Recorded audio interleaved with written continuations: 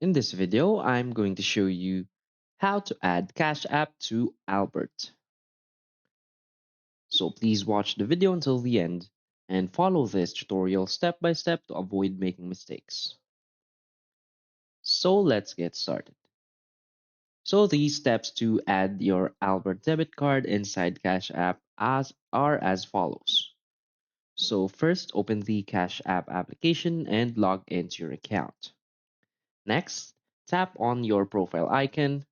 So this will be the person icon on the top right corner. Next, tap on linked banks.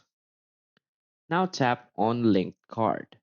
So if you already have a debit card added, you might want to remove the card first and then add your Albert card.